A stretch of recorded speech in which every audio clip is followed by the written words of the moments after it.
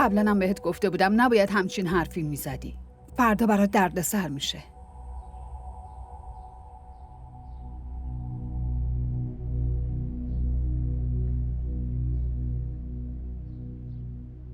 نمیدونم چه مراسمی بود. بزن و بکوب بود. ما دوتا هم شوخی شوخی یه چیزی گفتیم. این بچه تازه چند روزش بود که غلام رسول بغلش کرد و گفت این امانت شاه میره منه پیش تو. منم دیگه هیچی نگفتم. نه همش این نبود شفی. فرداشم تو فامیل شیرینی پخش کردن. بعدشم مادر جان اومد و انگشتر نقره بهت داد.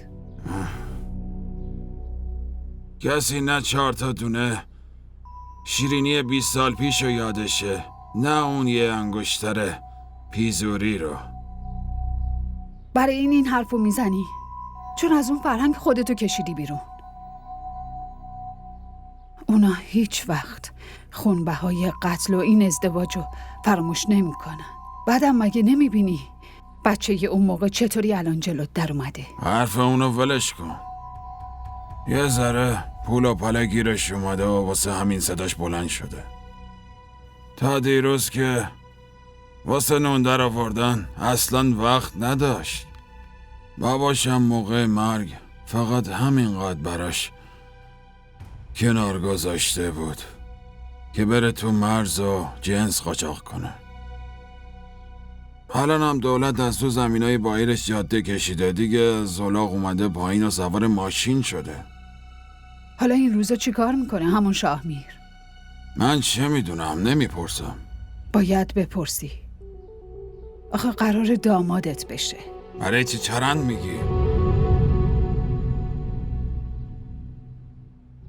اون موقع هم چشماتو برام همینطوری میکردی. اون حرفا هم با همین لحن بهم میگفتی.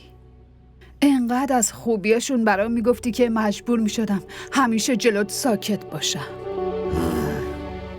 ولی من دیگه ساکت نمیشم. اون انگشتره هنوز پیشته؟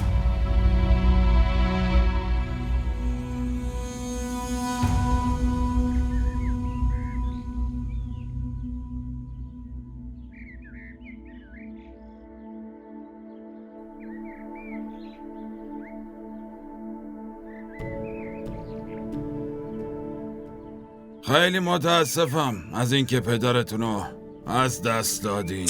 بابا سکوتت همین معنیو میده، انگار بابات مرده. نه، فقط همینطوری. بابات هنوز زنده است عزیز دلم. نمیذارم یه ذره آب تو دلت تکون بخوره. فردا دارم میرم. میخوام انگشترشونو بهشون پس بدم. حوری من همون انگشتری رو دستش میکنه که خودش دوست داره. دوست دارم بابا جونم.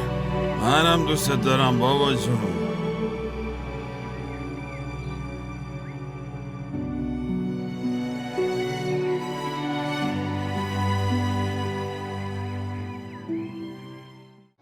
این ویدیو رو لایک کنید، کانالمون رو سابسکرایب کنید تا از سریال های جدیدمون هم آگاه باشید.